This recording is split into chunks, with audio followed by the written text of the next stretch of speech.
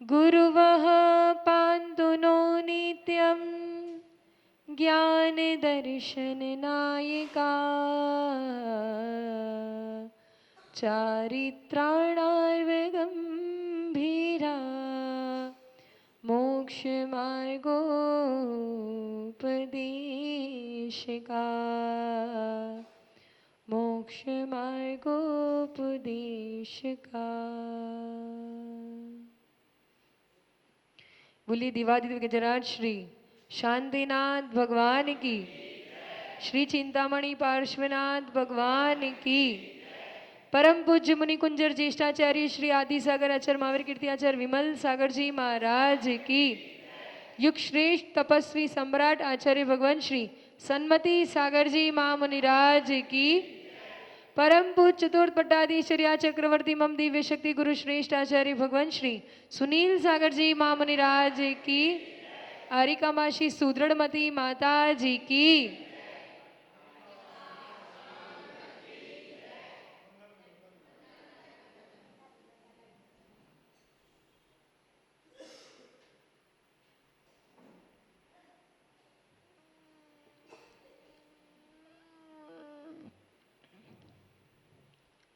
नगर में एक शेठ था और शेठ के पास खूब धन, खूब ऐश्वर्य और पूरा बड़ा बड़ा सारा परिवार था।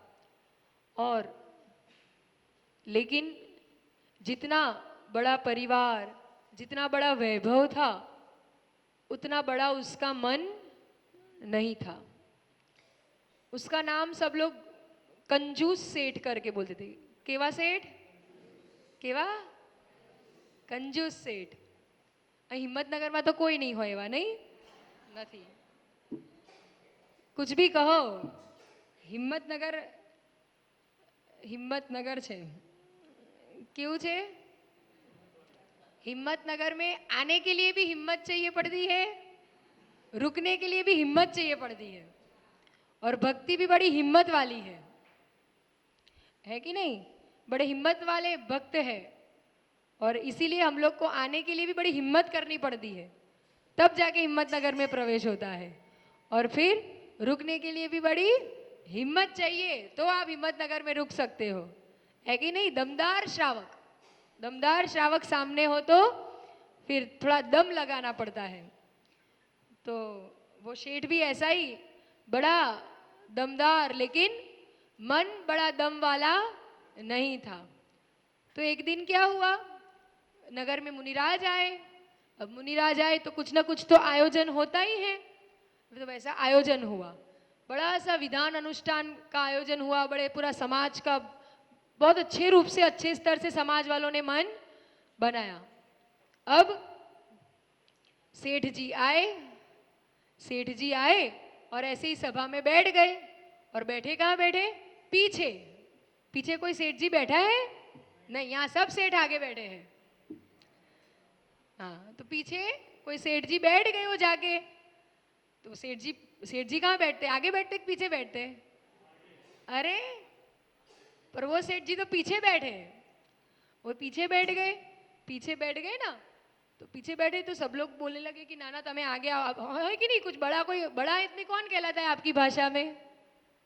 आपकी भाषा में बड़ा आदमी कौन कहलाता है? जेनी पासे उसे बड़ा आदमी कहते हैं क्या? आप लोग को इतना भी नहीं पता है? बड़ा आदमी किसको कहते हैं?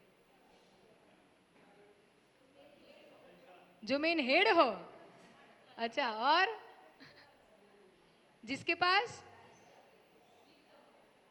वित्त हो। हम यही तो कह रहे हैं कि इतना भी पता नहीं चलता आपको, उसे कहते क्या? बताओ बड़ा आदमी किसे कहते हैं? आम भाषा में उसे ही बड़ा आदमी कहते हैं, है ना? अच्छी बात है। तो वो ऐसे बड़ा आदमी कहलाने वाला वो पीछे बैठ गया, तो सबको ऐसा लगता है ना कि पीछे बैठा है, सारू ना लगे, आप आगे आओ। वो नहीं आया, पीछे बैठ गए। आगे आएंगे तो ये लोग बोली में आपड़ू नाम बोली जैसे, इसलिए वो आए नहीं आगे। मुनिराज भी सब देख रहे थे कि क्यों ऐसा कर रहे हैं। फिर सम्मान करने की बात आई, सम्मान करने की बात आई तो भी उनका नाम बुला गया। भाई समाज के श्रेष्ठी होते हैं और सब लोग उन्हीं का नाम लेते हैं। अधिकतम ऐसा होता है ना, गिने चुने ही नाम होते हैं। जब भी सम्मान की बात आती है तो गिने चुने ही नाम याद आते हैं और ले जाते हैं।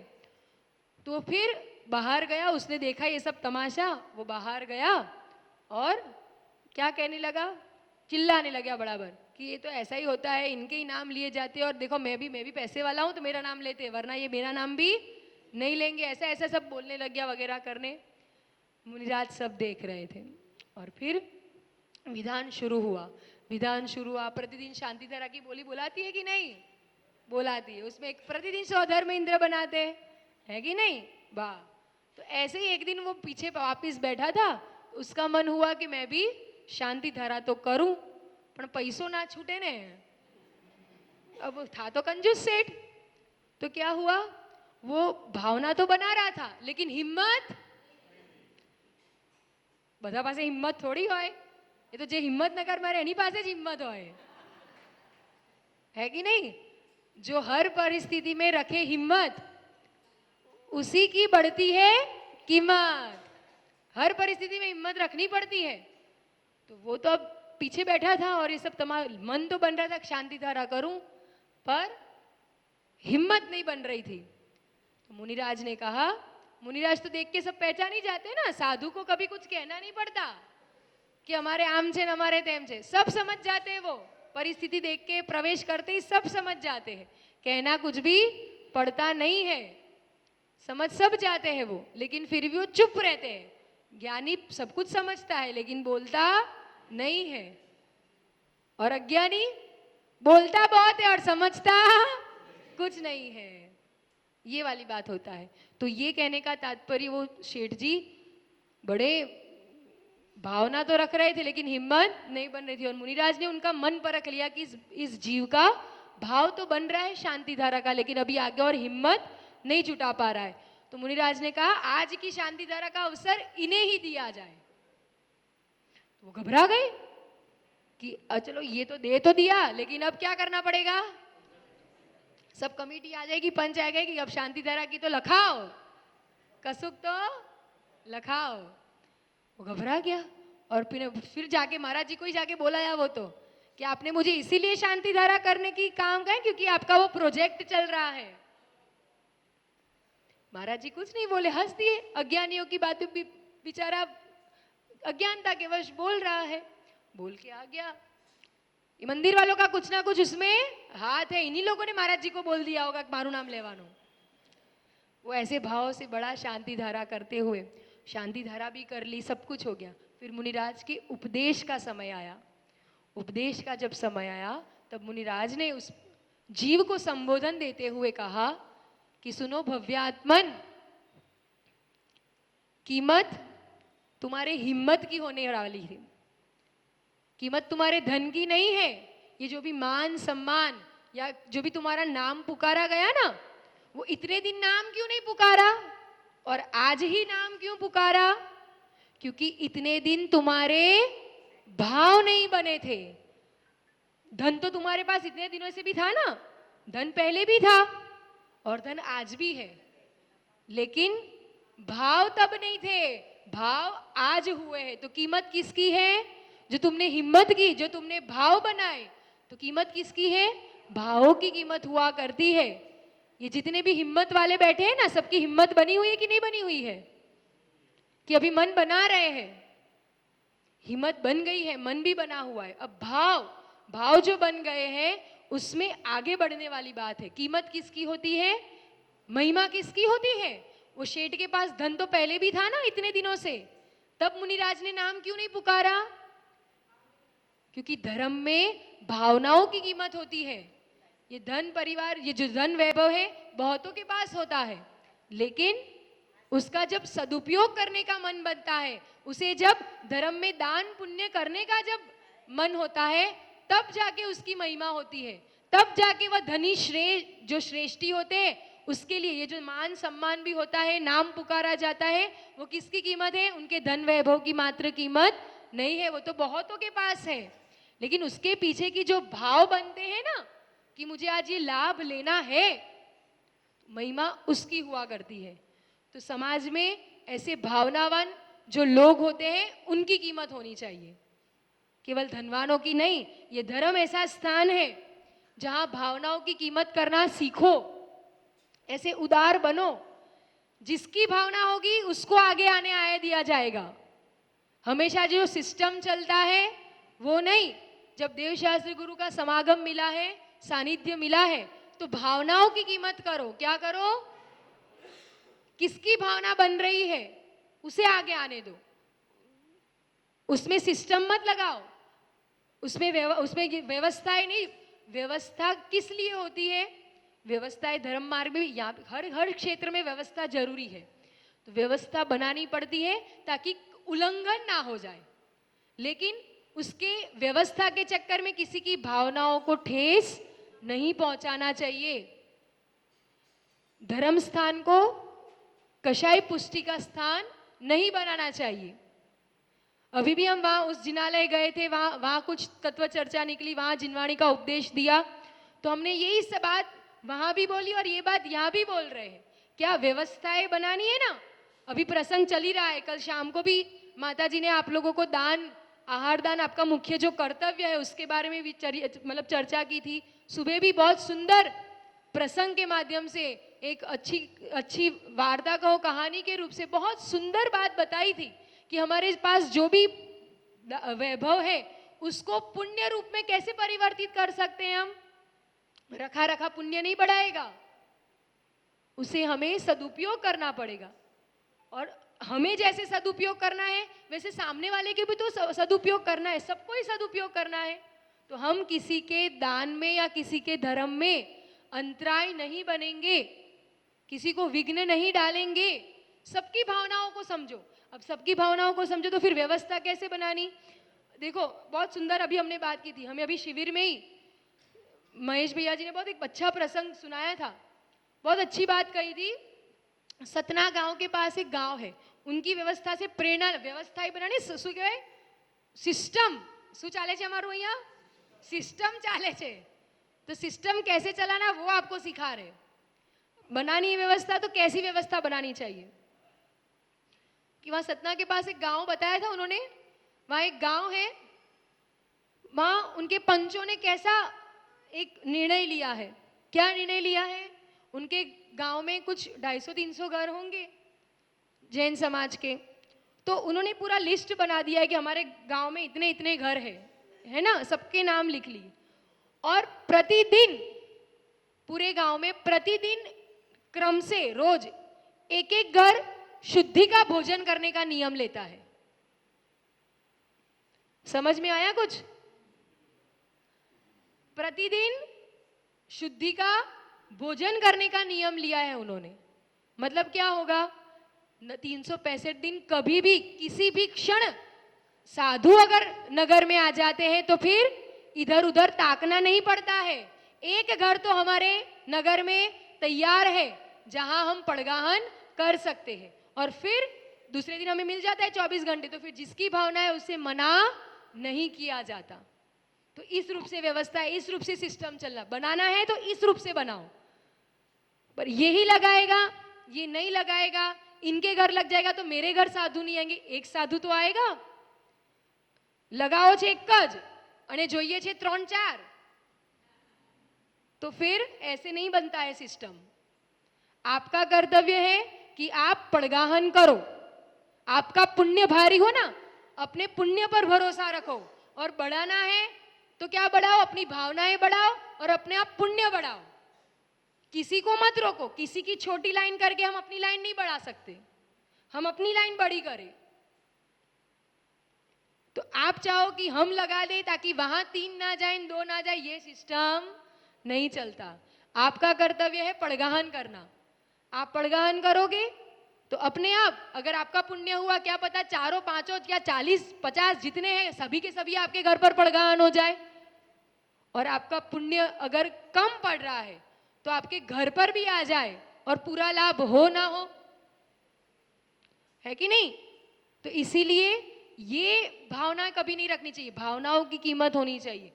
अच्छा कोई बात नहीं, आपकी भी भावना बन रही है, कोई बात नहीं, आप भी पड़गाहन तक का तो पुण्य ले लो, मैं भी पुण्य ले लेता हूं, आप भी पुण्य, आपके पुण्य में होगा तो आपके यहाँ हम अपने आपके घर आहार देने आ जाएंगे, हमारा पुण्य हुआ तो आप हमारे घर आहार देने आ जाना, लेकिन कभी भी रोकना नहीं कि ना ना रेवा दो પછી તમારે ત્યાં જાય જશે તો પછી અમે શું કરીશું.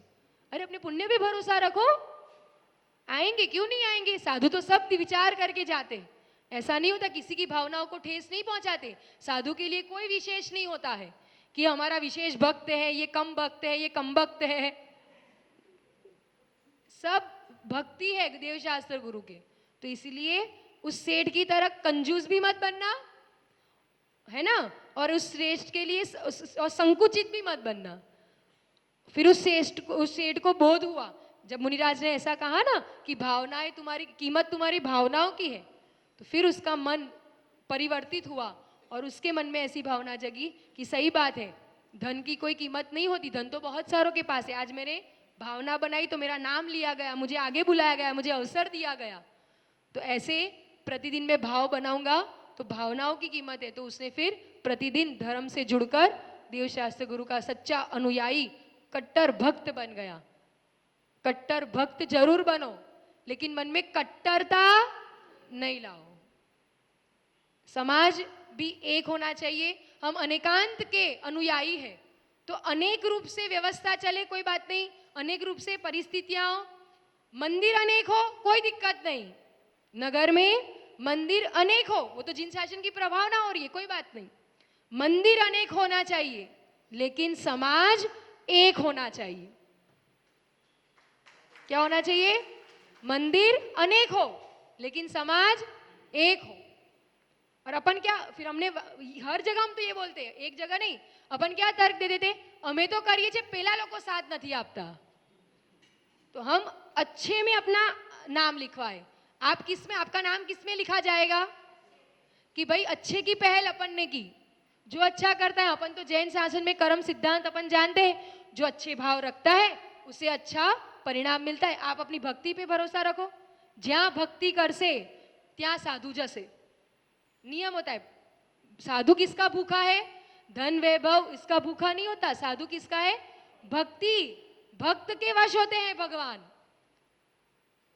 हम भक्ति रखेंगे तो हमारे घर आ जाएंगे, वो भक्ति रखेंगे तो उनके घर चले जाएंगे. ये कभी भी नहीं सोचना चाहिए कि हमारा ત્યાં आया ત્યાં न था गया, ત્યાં गया हमारा ત્યાં न था आया. नहीं, हमारा कर्तव्य है भक्ति करना. कहीं ना कहीं हमारे पुण्य में कमी रह गई होगी, हम अपना पुण्य बढ़ाए. समझ में आया? भक्ति बढ़ाओ, पुण्य बढ़ाओ. सामने से क्या, लाखों किलोमीटर दूर से भी चलकर साधु तुम्हारे घर पर आएंगे. समझ में आया? तो ये एक श्रद्धान रखना चाहिए, ये एक महिमा होनी चाहिए. जो भक्ति करेगा वो पाएगा निश्चित रूप से. निश्चल परिणामों से, निस्वार्थ रूप से, निर्मल परिणामों से हम भक्ति करते रहे तो निश्चित रूप से उसका फल मिलता है. आइए चलते हम सुनते हैं ऐसी भक्ति की महिमा, ऐसे धर्म की महिमा, जिन्होंने अपने जीवन में उस दृढ़ सिद्धांतों का पालन करके अपने जीवन में दृढ़ रह के, चाहे कोई भी परिस्थिति, हर हाल में हिम्मत रखने जिन्होंने सिखाया है. हिम्मतनगर से इनका धर्म मार्ग चालू हुआ है. क्या थी थई हिम्मत, क्या थी आई हमने 2006 की बात है. 2006 में आरिका सुजड़मती माता जी जब गृहस्थ अवस्था में थे, कुमारी निधि वो बड़ौदा से सबसे पहले यहाँ आए थे. जब चतुर्मास, उनका जीवन का प्रथम चतुर्मास अगर धर्म मार्ग में हो तो कहाँ हुआ था? हिम्मत क्या वधी? हिम्मतनगर में. तो ऐसे दृढ़ता से जो पालन करते रहे हर हाल में, और केवल धर्म मार्ग नहीं, हम आगे बढ़ रहे थे, केवल धर्म मार्ग ही नहीं, इस पर्याय की शुरुआत भी कहां से हुई? हिम्मतनगर न्यू हॉस्पिटल में.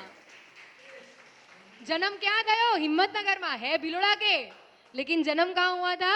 हिम्मतनगर. तो सोचो, हिम्मतनगर में जिसका जन्म हुआ, धर्म मार्ग में भी जन्म कहां हुआ? हिम्मतनगर में. गृह त्याग करके सबसे पहले यही आए थे. यहां हिम्मत बढ़ी. तो हर हाल में, परिस्थिति में हिम्मत रखना जो जानते हैं, जो हर परिस्थिति में सुदृढ़ रहते हैं, तो उनसे हमें प्रेरणा लेना चाहिए कि हर हाल, चाहे कोई परिस्थिति आएगी, हिम्मत. क्या बोलो सब लोग, बोलो हर हाल में, बोलो हर हाल में हम हिम्मत रखेंगे. अरे बोलते ही नहीं हो आप. अच्छे से बोलो, हर हाल में हम, हाँ, चाहे कितने ही, 3 क्या 30 क्या 300 भी आ जाएंगे हम, हाँ, हिम्मत रखेंगे। चतुर्विद संघ को यहाँ लाना है। आचार्य भगवान सुनील सागर जी इसी तरफ आ रहे हैं, ऐसी हम भावना रखते हैं, है ना। तो अब नहीं चूकना, पहले भी चुके नहीं थी, वो तो हमें पता था इस तरफ नहीं आने वाले, इसलिए हम नहीं गए। हम बहुत ज्ञानी है ना, हमें बहुत हिम्मत वाला छे। नानी मोटी हिम्मत हम करते ही नहीं है, बड़ी हिम्मत करते हम। कोई बात नहीं, हिम्मत वाले ना अपन, हाँ, तो अब बड़ी हिम्मत दिखाना। आचार्य भगवान अगर उनका योग बना इस तरफ आने का, तो पहले सबसे पहले कहाँ पहुंचना पड़ेगा? कोकापुर पहुंचना पड़ेगा। कोकापुर पहुंचोगे, वहां जाके निवेदन करो। अब यहाँ भी निवेदन कर रहे थे, 1 महीनो रोकाई जाओ, 1 महीनो रोका जाओ। चावी हमारा हाथ में नहीं। ये खिलौना कैसे चलता है? चाबी कोई भरता है, चलाते भी वही है, सिखाते भी वही, सब कुछ वही करते हैं। हमें हमारे मन से हम कुछ भी नहीं करते। लोगों ने पहले ही बोल दिया था, माता जी तो 1 महीनो रोकावाना हिम्मतनगर, इसलिए सबने सिस्टम बना लिए। क्या कर लिए? આપણે પછી ચોકો लगाईશું, हजी तो वार है ना। लेकिन कब आदेश आ जाता है पता ही नहीं चलता। यहाँ तो हमने तो अपने मुख से घोषणा नहीं की थी, फिर भी आपने भावना रखी ना 1 महीने ग्रीष्मकाल की, तो समझो आपने 1 महीने का पुण्य तो अभी से कमा लिया, क्योंकि आपने भावना बनाई। कीमत भावना की है, तो भावना बनाई तो कभी ना कभी उसके निश्चित रूप से, जब भी उसमें खाद पानी, बीज को जब खाद पानी सब मिलता है ना, तब जाके उसमें अंकुर फूटते हैं, फिर फल आते हैं। तब तक अपन इंतजार करते हैं, ठीक है। और चलते हैं आरिका मासी सुदृढ़मती माता जी के चरणों में निवेदन करते हैं कि वे अपनी वाणी के माध्यम से हम सभी को लाभान्वित करें।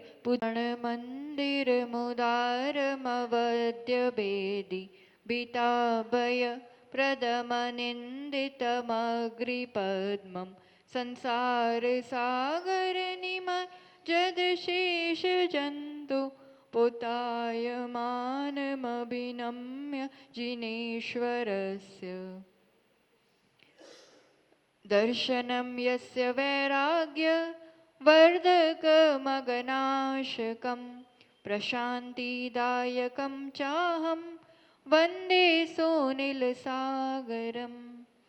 जय बोलो देवादिदेव 1008 श्री आदिनाथ भगवान की, शांतिनाथ भगवान की, मुनिकुंजर ज्येष्ठाचार्य श्री आदि सागर जी महाराज की, आचार्य श्री महावीर कीर्ति जी महाराज की, युगश्रेष्ठ तपस्वी सम्राट आचार्य सन्मति सागर जी महाराज की, चतुर्थ पट्टाधीश्चर्य चक्रवर्ती मम्प्राण गुरु श्रेष्ठ आचार्य रोगन सुनील सागर जी गुरुदेव की।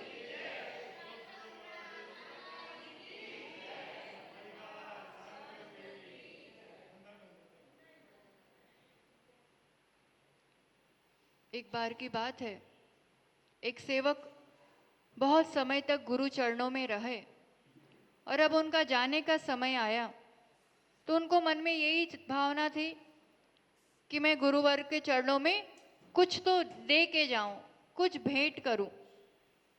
कोई भी कोई प्रसंग आता है, कोई वैसा निमित्त होता है, तो हमारे मन में भी ऐसा होता है कि हम कुछ गुरु को दे।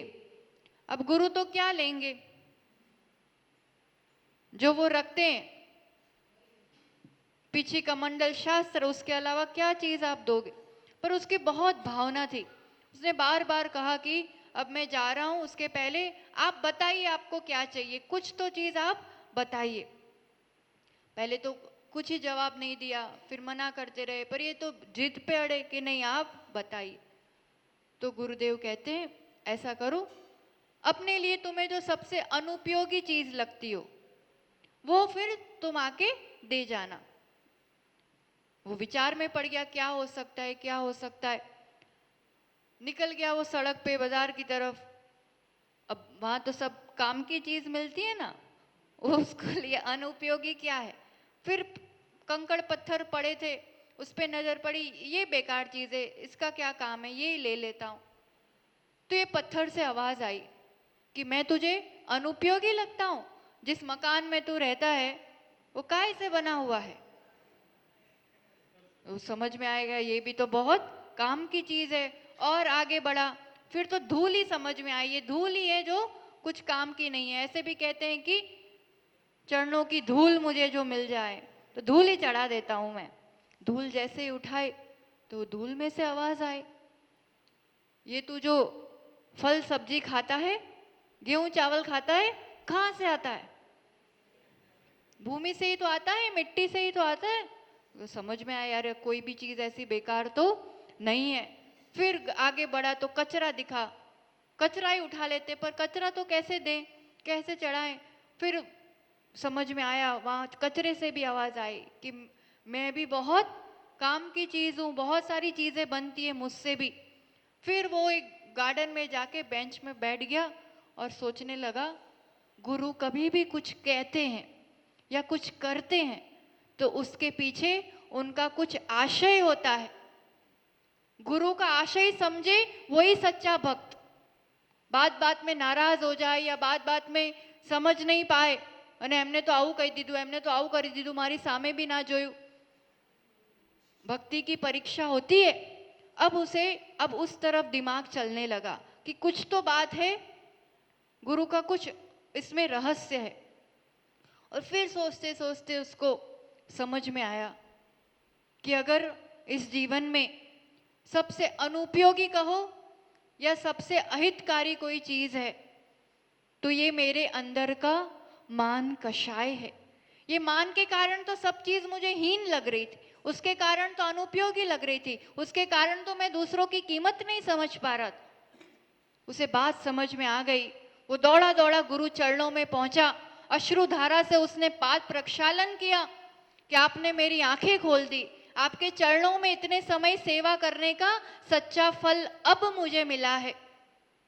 गुरु चरणों में गुरूर को समर्पित कर दो और कुछ नहीं करने की जरूरत है।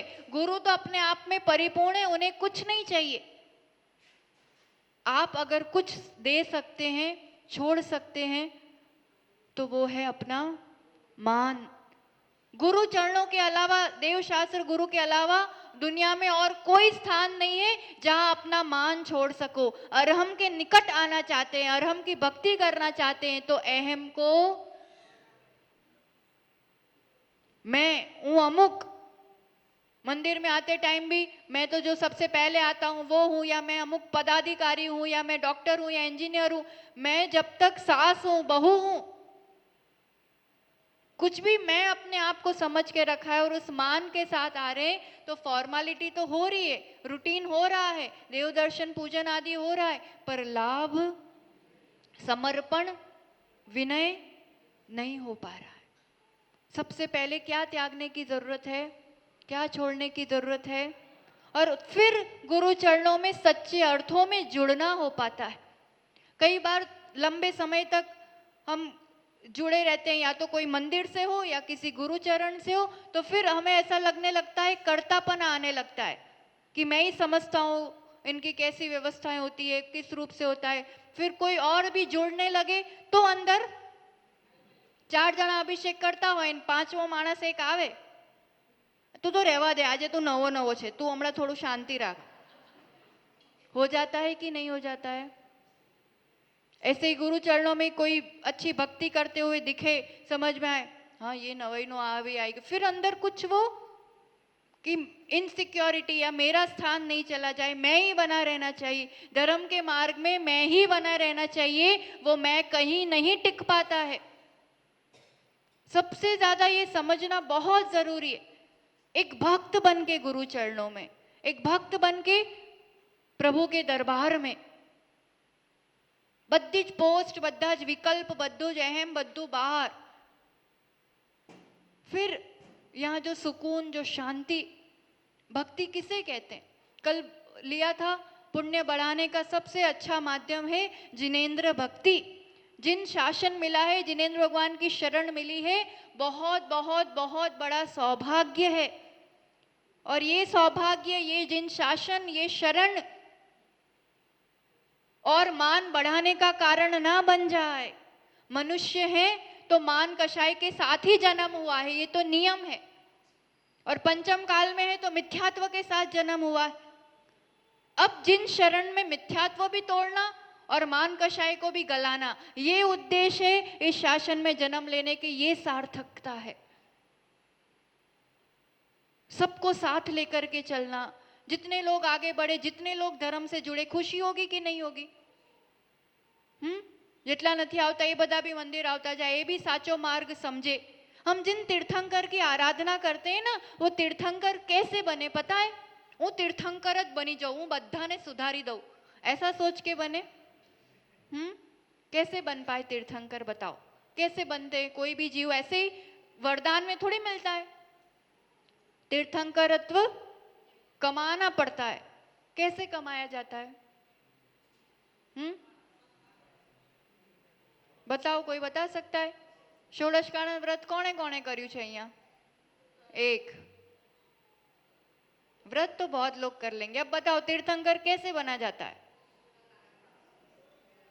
16 कारण भावना में मूल भावना क्या है? दर्शन विशुद्धि तो है. वो विशुद्धि दर्शन मतलब क्या? रग रग में एक ही भावना होती है कि जैसे मैंने मार्ग समझा है ऐसे सब जीव समझे, सभी सुखी हो. ये वाली भाव के सब लोगों को सुख का मार्ग मिले, सब लोग सुख को समझे, सभी लोग सुखी हो, ये बहुत बड़ी भावना है. तब जाकर के उनको इसलिए तीर्थंकरत्व समोशरण की वो सुख का मार्ग सबके लिए उपदेश के माध्यम से समझा सके. रग रग में ये भावना होना, कहना बहुत आसान है मेरी भावना में कि सुखी रहे, बहुत आसान है कहना, पर पड़ोसी थोड़ा सा बढ़ता दिखे ना तो फिर सहन कर पाना. धर्मात्मा को सहायता करता है, धर्मात्मा दूसरे धर्मात्मा को देख करके खुश होता है और उसकी वो अनुमोदना और वो खुशी उसकी विशुद्धि और भक्ति बढ़ा देता है. सामने वाले की तो उसकी योग्यता से बढ़ेगी, पर मेरा धर्म बढ़ता रहेगा, मेरी विशुद्धि बढ़ती रहेगी. हम दूसरों की बढ़ाई देख करके अपनी विशुद्धि घटा देते हैं, खुद संक्लेश करने लगते हैं, ईर्ष्या करने लगते हैं. जिन शासन, अद्भुत शासन, सच्चा शासन, पर आज उसके जितने टुकड़े टुकड़े हैं सिर्फ इस मान कषाय की पुष्टि करने के कारण ही है, दूसरा और कोई कारण नहीं. धर्म कषाय पुष्टि का मार्ग बन जाएगा, ये स्थान अगर वो बन जाएगा, यही अति कर्म बंद कर लेंगे तो छूटने का स्थान कहाँ मिलेगा बताओ? कहाँ मिलेगा? कर्मों से छूटने का ये स्थान है, उस स्थान पर तीव्र कर्म बंद की कषाय बांध लोगे. ये पर्याय छूटते तो देर लगनी नहीं है, कषाएं साथ जाएंगी, फिर वो कर्म तो हमें ही भुगतने पड़ेंगे. खुद पे ही दया करो. दूसरों पे बहुत ज्यादा नहीं समझ में आए, पर मैं अपना नुकसान किसी की वजह से नहीं करूंगा, मैं अपने परिणामों को नहीं गिरने दूंगा. और जो बड़े अपनी योग्यता से सब बड़े, सबको साथ लेकर के चलने की भावना. जिनेन्द्र भक्ति, भक्ति किसे कहते हैं? भक्ति એટલે શું? भक्ति એટલે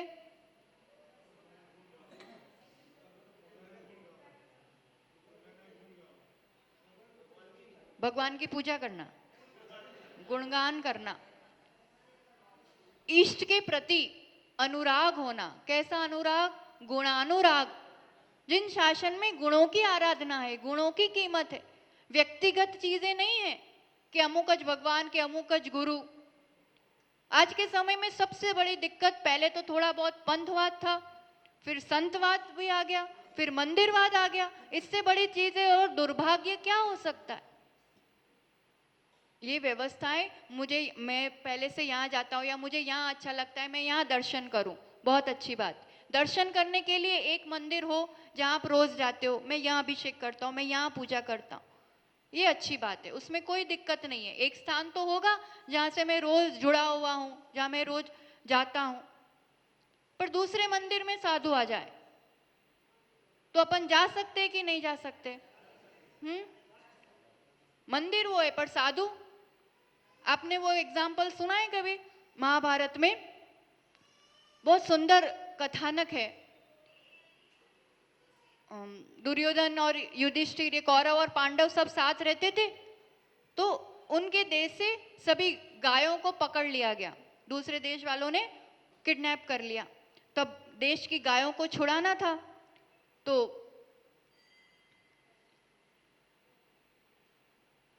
दुर्योधन पर बात आई, क्योंकि सबसे ज्यादा तो कौरव ही थे ना, तो भाई आप लोग जाओ और कराओ।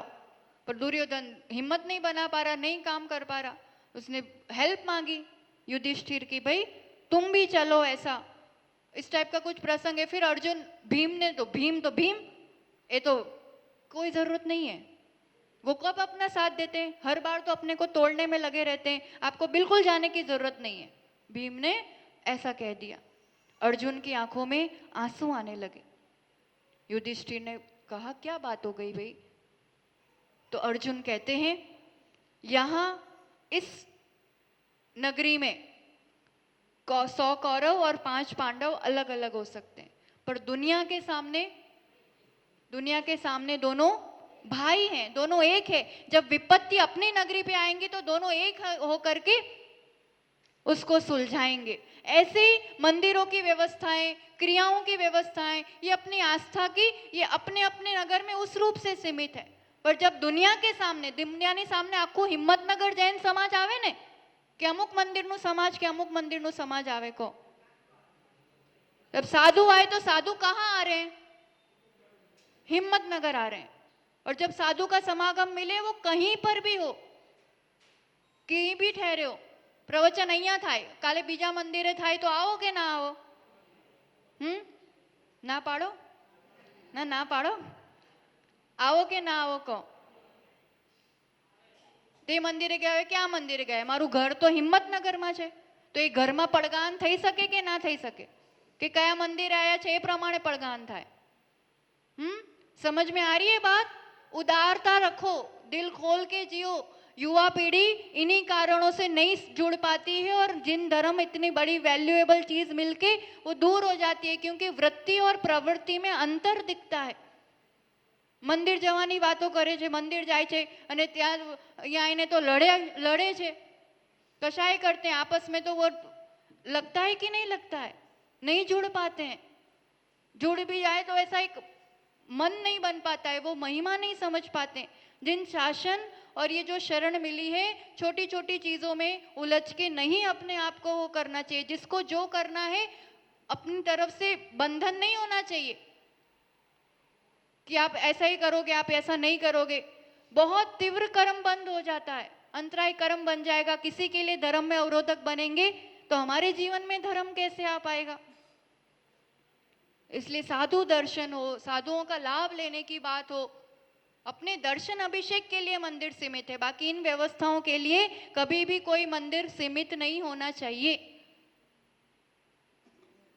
इन बातों को समझ करके, चर्चा का विषय नहीं बना करके, थोड़ा सा कुछ चर्या आचरण में लाना कि नहीं सही बात है। और बड़े संघ को लाना होगा ना, बड़े संघ को लाने के लिए तो एक होना ही पड़ेगा, नहीं तो चारा ही नहीं है।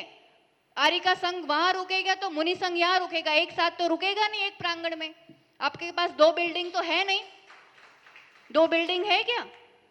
एक प्रांगण में तो दोनों रुकेंगे नहीं, दोनों को एक होना ही पड़ेगा अगर बड़े संघ का लाभ लेना है। कोई चारा नहीं है।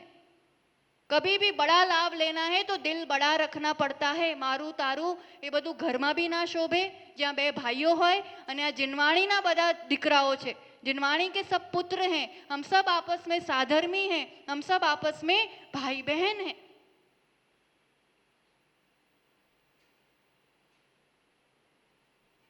जिनेंद्र भक्ति समर्पण के साथ होती है, विनय के साथ होती है, और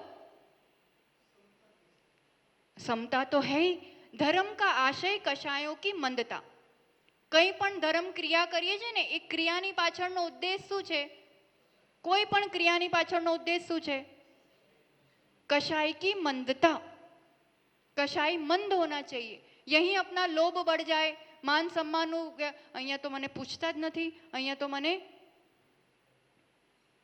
शांति धारा में ही शांति हो जाए, मन में कुड़कुड़ हो जाए। धर्म की कोई भी क्रिया मेरे विशुद्धि के लिए है, मेरी शांति के लिए है, मेरे कषाय की मंदता के लिए, और मेरे साथ सबका ये सब बढ़े। और थोड़ी चीजें 2 मिनट में बताएंगे कि पुण्य वर्धन का स्थान है, अपने कल्याण का स्थान है, तो इस स्थान में तो हम पाप बंध से बचे। गृहस्थी में तो हो ही जाता है थोड़ा बहुत। पर जो गृहस्थी संभाल रहे हैं उस गृहस्थी में भी अपनी एक मर्यादाएं बांध ले। भोजन करना ही है रोज, पर कितने तरह के अनाज खाएंगे, कितनी तरह की वनस्पति खाएंगे, कितने 50 रख लो, 100 रख लो, 1000 रख लो, 10,000 रख लो, पर 10 लाख से तो बच जाओगे, उसके पाप से तो बच जाओगे। 500 जोड़ी कपड़े रखो, 1000 जोड़ी कपड़े रखो, पर पूरे मार्केट में दुनिया में जितने उससे पाप से तो सोना चांदी घर फैक्ट्री गादला ओशिकू जो जो चीज आप सुबह से रात तक यूज करते हो, जो अपना मारू मारू मारू कहो छो तमे, जितनी चीजें मेरी कहते हो, जितनों का भोग उपभोग करते हो, उन सब चीज की एक लिमिट बना लो, एक बाउंड्री बना लो कि इससे ज्यादा की मेरी कोई इच्छा नहीं है, इससे ज्यादा मुझे नहीं चाहिए। चीज आएगी तो पुराना निकाल के फिर वो मैं नया यूज करूं। इतना कर सकते हैं? इतना आजीवन इस रूप की परिधि बांध लोगे ना तो 100% दुर्गति में तो नहीं ही जाओगे, क्योंकि आयुबंध कभी भी हो सकता है। वो आयुबंध में आपकी तो सीमाएं फिक्स हैं कि आप इतना इतना ही रखने वाले हैं, तो परिग्रह का बोझ नहीं है। दुर्गतियों में जाने का कारण परिग्रह ही होता है। समझ में आ रहा है? हल्के होना सीखो, कषायों से भी, बाह्य बोझ से भी। अपन मंदिर आते हैं, घर से मंदिर कौन कौन पैदल आता है? पैदल ચાલીને કોણ કોણ આવે છે? પગેથી, એટલે ગાડી વગર એમ। बने वहां तक अगर बहुत ज्यादा दूर नहीं है घर, पैदल आने की कोशिश करो, खुले पांव आने की कोशिश करो। वहीं से आपका, क्योंकि पुण्यार्जन आप संकल्प करके निकले कि मैं जिनालय जाऊंगा, वहीं से आपका पुण्य आश्रव प्रारंभ हो जाता है। तो उसमें कम से कम पाप हो, उस चीज का प्रयास करना चाहिए।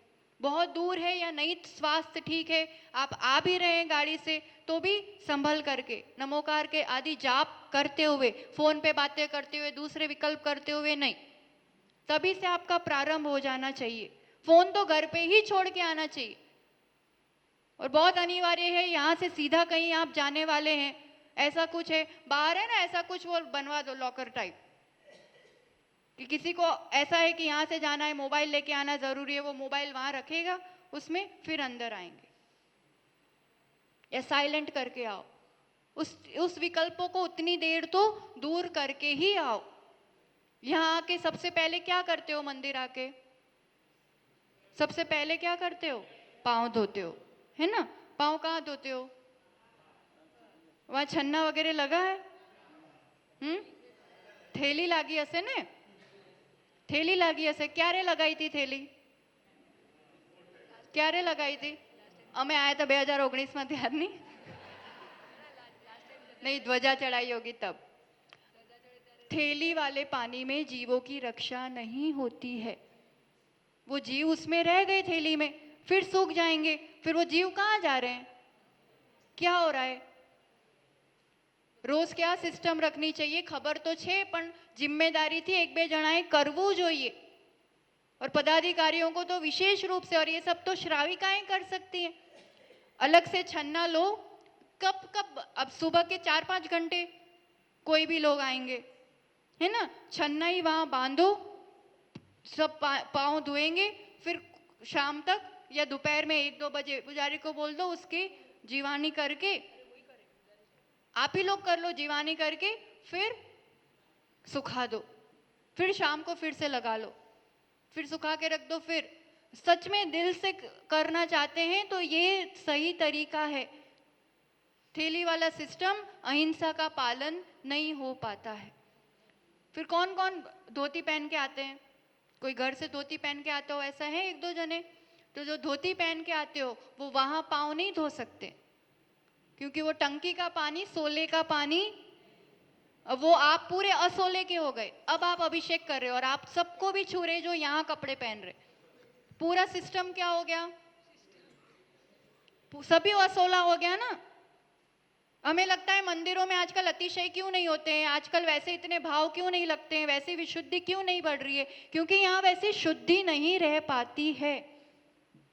इसलिए आप घर से पहन के आओ, कोई दिक्कत नहीं, अच्छी बात है। अपने पास अपनी एक जोड़ी धोती दुपट्टा होना ही चाहिए, पर एक સિસ્ટમ ऐसा कुछ रखो કે એક નાની પવાલીમાં કે એમાં સોલાનું પાણી જે અભિષેકનું ભરતા હોય ને એ જ પાણી બહાર भी મૂક્યું હોય और जो धोती पहन के आने वाले थोड़े ही लोग रहते हैं वो उस पानी से पांव धो के फिर अंदर आए। हो सकता है? करोगे कि नहीं? कब से करोगे? कोई एक जन जिम्मेदारी लो जो शुरू में आ जाते हैं, जल्दी आ जाते हैं। बधानु पुण्य लागसे और शुद्धि बनी रहेगी आपके गर्भगृह की, आपके यहाँ के तीर्थंकर भगवान की मूर्ति की। ठीक है, तो वैसा थोड़ा पानी रख लो। तो इस रूप से फिर आने के बाद भी कहीं दूसरों को छुआ नहीं। और है ना, ये ठीक है प्लास्टिक की, पर तो भी हिम्मतनगर तो समृद्ध समाज છે, कुछ और चीजें भी रख सकते हैं। प्लास्टिक बहुत निकृष्ट धातु है, इन धातु पे बैठना आपकी वो विशुद्धि नहीं बन सकती। आप पूजा करते हैं या दर्शन करते हैं, और जिनको बहुत मजबूरी है वही बैठे। बैठने के बाद बने वहां तक प्रयास करें, टिक के नहीं बैठे। जिनवाणी सुनते हैं, पूजन करते हैं, एकदम टिक के नहीं बैठना। और कभी भी भूल से भी पाँव पे पाँव चढ़ा के भगवान के सामने या गुरु के सामने नहीं बैठना, चाहे कितनी दिक्कत हो। 5 मिनट बैठ के चले जाओ अगर नहीं संभल पा रहे, पर पाँव पे पाँव चढ़ाना अहंकार का प्रतीक है और बहुत बड़ा अविनय है, और ये पुण्य की जगह पाप आश्रय होता है। ध्यान रखवानुं, कोई करतुं भी होय तो टोकवानी रीते नहीं कहेवानुं, भाई આપણે भक्ति करवा बैठा छे, ऐसे बाजू वाले को थोड़ा, क्योंकि आदतवश हो जाता है ना। अब हमने समझा मुझे नहीं भी करना है, पर मेरी आदत पड़ी है तो ऑटोमेटिक थई जाए। तो उस टाइम अपने अड़ोसी पड़ोसी को थोड़ा सा कि भाई આપણે ભક્તિ કરવા બેઠા છે, આપણે થોડી વાર લાવું તમને પગ દબાઈ આપું 2 મિનિટ, તમને સારું થઈ जैसे इतना उसको भी थोड़ा अनुकूलता दे दो और उस चीज से बच जाओ और बचा लो। यहाँ भी अपन अब जब परिमार्जन कौन करता है? भगवान का श्रावक ही करते हैं ना। श्रावक को कोई करना चाहिए, ये सब सेवा का लाभ खुद लेना चाहिए। आपने करीने जता रह्या पछी पुजारी करतो रहसे नहीं। ये सब ऐसे लाभ है, उतनी देर भगवान के निकट रहने का हमें मौका मिलता है, उनके पास रहने का मौका मिलता है। गुरुओं की सेवा है, सिर्फ नौकर के भरोसे नहीं, हम खुद आके होगे होंगे। बड़े बड़े शेठ हैं आचार्य भगवान से जुड़े हुए, अरबोपति, पर आचार्य भगवान के कक्ष का झाड़ू निकालना होगा, वहां उनके लिए आहार बनाना होगा। वो खुद नौकर अभी तमे जाओ तो नौकर आई जाए ना, नाना शेठ जी हूं करी दऊं। तुम मेरे काम के लिए हो, गुरु का काम तो मैं ही करूंगा। ये भावना, कितने ही बड़े शेठ बन जाओ या कुछ भी बन जाओ, गुरुओं की सेवा की बात है तो वो अवसर, प्रभु की भक्ति और सेवा की बात है तो वो हूंच करी से ना आवવું જોઈએ। પણ આ સૌભાગ્ય નોકરોને ના આપીને હું બી કરું, મારી સાથે બીજા भी करे श्रावको। एवी रीत नहीं, बधा करे, मळीने करे। एकता में बहुत ताकत होती है। कभी कोई भी बात आ जाती है, अपन मेरी तेरी करने रह जाते हैं, नुकसान अपना होता है। और एक साथ व्यवहार कुशलता बना करके रखो बस, कि कहीं भी ત્યાં વાત હોય तो અમે તૈયાર છે ને, અમારે ત્યાં વાત હોય तो તમે તૈયાર છો। इतनी थोड़ी सी एक व्यवहार कुशलता बना करके रखनी चाहिए। ऐसे ही इस समाज में तो कई तरह की विडंबनाएं हैं। एक पक्ष को तो अपन नहीं समझा सकते, चाहे भगवान आ जाए। आप लोगों में गुरु भक्ति है तो फिर थोड़ी गुंजाइश है कि थोड़ा समझ सकते हो। मैं कीधुं ने स्टार्टिंग ज ए कर्युं, ज्यां सुधी जीवन में गुरु नहीं होय ત્યાં સુધી गुरूर नहीं जाए, और गुरूर नहीं जाएगा तो कोई तीव्र मिथ्यात्व होगा। कोई भी आके कितनी अच्छी बात समझाए, सच्ची बात समझाए, उनको समझ में आने वाली, मैं सबसे बड़ा पंडित मानते रहो, पर पंडित मरण तो होने वाला। तो अपन को किसी की टीका नहीं करनी, उनके लिए भी प्रार्थना कि जिन शासन मिला है भगवान उनको भी सद्बुद्धि दे, उनका भी मार्ग प्रशस्त करे। पर हमें सौभाग्य से मुनि भक्ति हमारे जीवन में है तो श्रमण परंपरा की सेवा प्रभावना ये किसके हाथ में है? श्रमण संस्कृति की एक व्यक्ति सेवा कर सकता है ऐसे बड़े संघ की। इंदौर का तो अभी का बहुत ताजा उदाहरण है। एक व्यक्ति तो सब साथ मिल जाए तो क्या नहीं कर सकते। इसलिए एकता की बहुत ज्यादा जरूरी है कि सब श्रमण भी एक होकर के और श्रावक भी एक मत, एक मंच पे होकर के समय आने पर, वक्त आने पर हम एक तख्त पे हैं। बाकी फिर अपने अपने तरीके से हम भक्ति करेंगे। अपनी तरीके से भक्ति करने को सबका हक है, पर जब वैसा कोई समय है, साथ की जरूरत है, तो हम सब साथ में हैं, एक हैं, कर सकते हैं, हो सकता है। હવે કાલે જ જોઈશું અમે, कल हो सकता है अष्टमी है, दूसरे मंदिर भी अभिषेक देखने जाए, वहीं थोड़ा बहुत धर्म उपदेश हो जाए, जो बधा आवशे तो अमे रोकाईशु, विचारीशु, અને નહીં તો તમને લોકોને તમારું મુબારક, અમને અમારું મુબારક। બોલો बराबर? सब होता है, बस भावनाएं बड़ी करने की जरूरत है।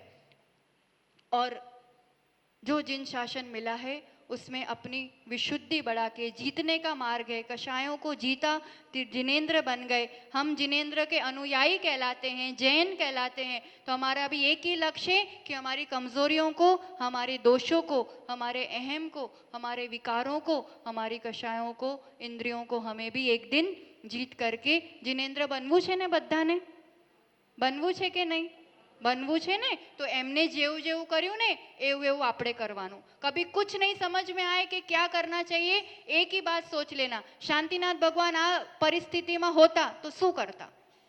आपको अंदर से जवाब भी आएगा, समाधान आएगा, और आप उस रूप से करना। फिर देखो आपका जीवन कैसे उन्नत होता है। सच्चे अर्थों में उनकी भक्ति करने वाले उनके जैसा बनने का पुरुषार्थ करते हैं, तभी भक्ति सफल होती है। तो आप सबके हृदय में ऐसी सम्यक भक्ति जगे,